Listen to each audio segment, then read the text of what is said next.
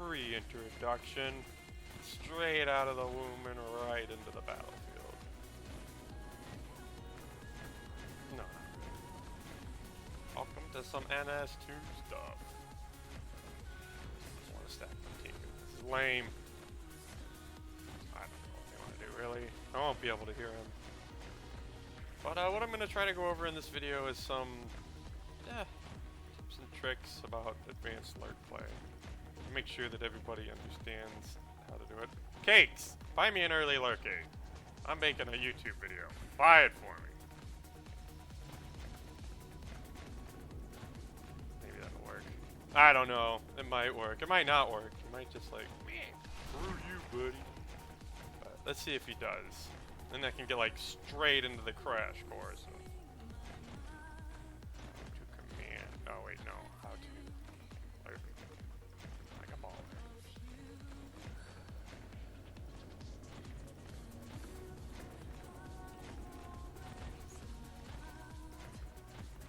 So, if you don't notice what I'm doing right here, it's just some wall jumpy stuff. And the current iteration of wall jump, which sadly always changes every single build, and some crazy balance mod might change a whole bunch. But right now, your most ideal way to gain speed is a wall floor combination. You also want to always try to jump off the highest point on the wall. Chaining jumps on surfaces doesn't really increase your speed anymore unless you're going down like a hill.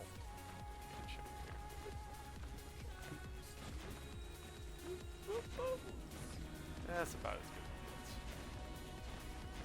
Always trying to do something. Oh, good. Maybe he'll buy me. Let's see if he does it. I asked for a Lerk egg. We'll see if he gets me one. I don't know if he will, because that's... Oh, sweet. Sweet. Now I can show you. Now, early Lerk egg, always super dangerous. This is not... I mean, you have to have a super confident, capable Lerk.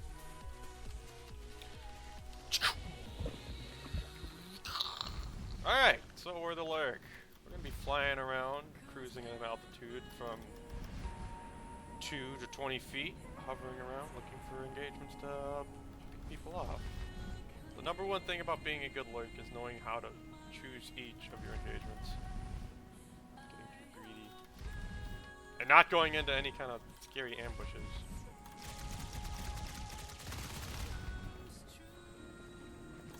Right here. That'd just be stupid.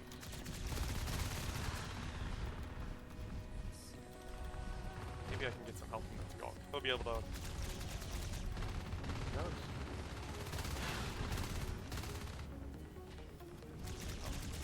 Your entire purpose is to make sure that you chip.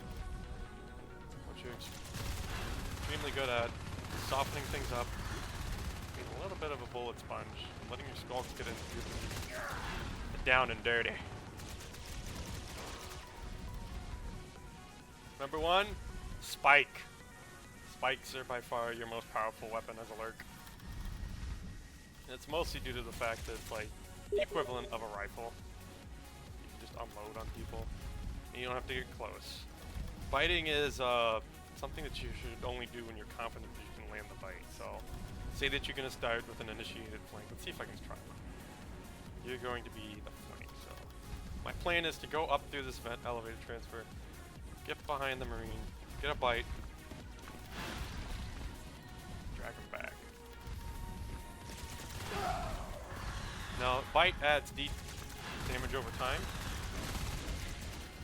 So your biggest goal right there is to make sure that you bite and get out, let it do a little bit of extra chip, come back in and shoot for the spikes. If you can land another bite to the finish, it's pretty easy. You just got to be extremely careful about that one shotgun user who's looking for you to do that crazy play.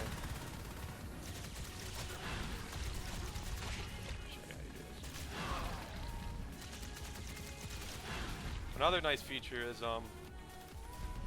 when you spike somebody, it basically gives you like mini parasites, I guess, just for you, the Lerk. So by giving them a little bit of chip, you get to see them completely through the wall.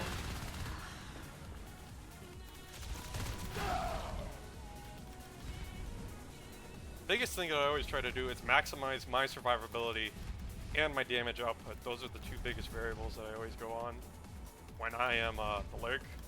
Kind of changes when me and Gliss are both Lerks. We try to play off each other really well. Gliss is the other Lerk on Team Nxzl. Really good. Maybe a little bit over aggressive sometimes. But we both play low. Whoa! Never engage in that. That's like 6 Marines in there. Holy shit. You might be thinking like, Bitey, were you going to peek through the vent? And I was like, yeah. But then I remember, no, that's dangerous. Don't do that. If ever you run into stuff like that, your best option is to either try to do a chip flank. See like this. It's really dangerous. You got to get out from there. Because I can't go out through elevator transfer right now because of that Marine ball. That makes it extremely dangerous to try to make plays over there.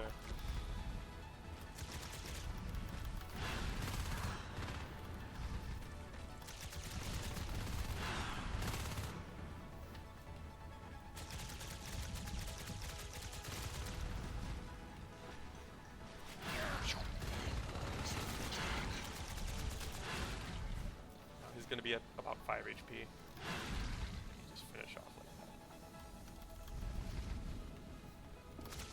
Maximize, yeah, like I said before, maximizing my damage output. I try to get as much chip as I can on the whole group before I try going for kills.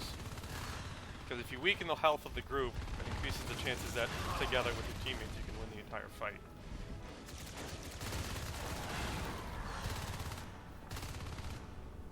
There's no way that I'm going to fight something like that. Now, if we remember here, I bit the guy in Ops. He had damage over time on him. The only way he's going to come back and be a threat is with med support, which is a pub. He probably won't give much of it. But if he does need meds, that means that the comm is spending their team resources on keeping the guy alive, which is a win in your fight. Now, I'm going to unload a little bit of a secret here, because I like it, and it's a great feature in the game. When you first perch and you do a little flap off the ground, you kind of get like an extra jump. They go whoop. I think it gives you a little bit. It gives you a little bit of a boost to speed. Nice feature. It's kind of like a hidden advancement. Not really, but it's there. You don't want to do it too often though, because when you land, when you get screwed over.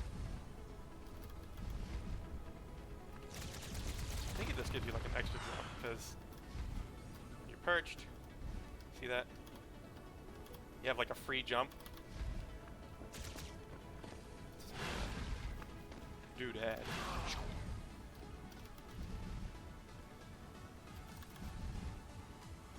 Now this is still a T-Res Lerk, remember that. So right now I probably paid myself off by just killing as many Marines as I had. It's at 13 right there. Okay, that's me. That's Kate. He's like my internet uncle. Oh, sweet. We got this thing. Really dangerous doing this, but I'm confident that there was nobody there to look at this. Here we go. How to maximize.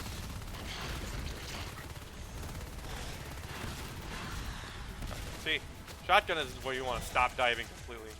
Never dive on them. They will walk you up.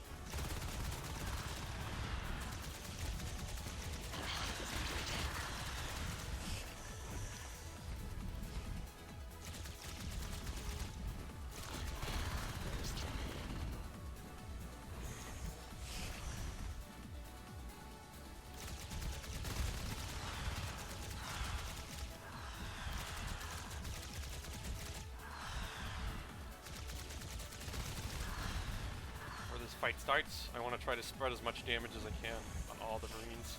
That way when they do choose to fight, they either have to wait and slow down for welds, or they have to get medkits, which spends time resources.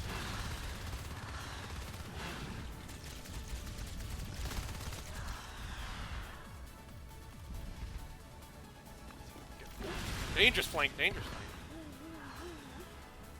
So you might look like, Bitey, why do you fly near the ground? Well, cutting line of sight is usually easier on the ground. When you're airborne, I got the ground above me and the ground below me.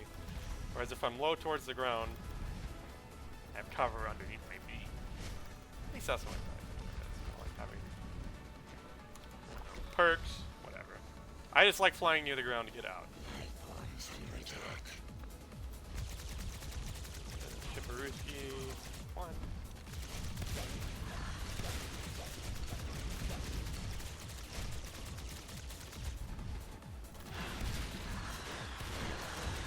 The reason I did that dive on that shotgun was that I had enough HP just to take the chip. Now, I probably didn't actually think of that while I did it, but when I gambled it, I knew that I had a specific amount of HP that I could use to burn a shot to help the team win the fight that just took place.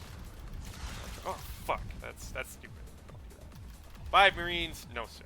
I wanted to stop the shotguns from coming back, but that's just too many Marines to bother with.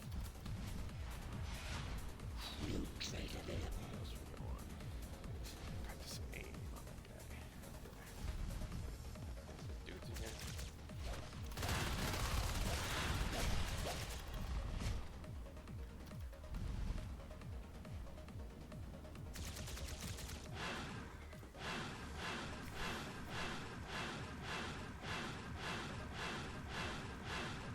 Your bite is your highest DPS, like for structures. Your spikes almost beat it. The only reason you'd ever spike something down is when you want to not be spotted.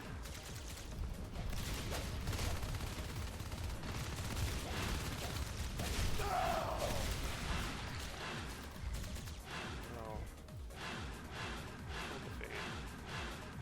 Also, I think when you bite, you regain more energy.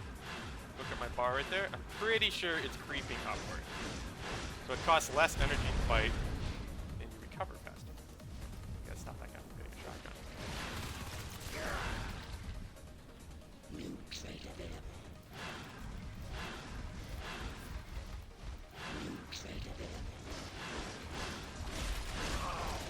That.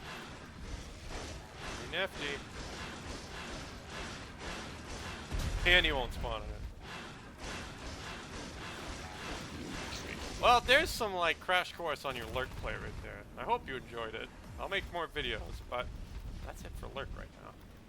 Thank you for watching and subscribe if you like more. But don't worry, there's actually more videos. Like this will be a big sequence.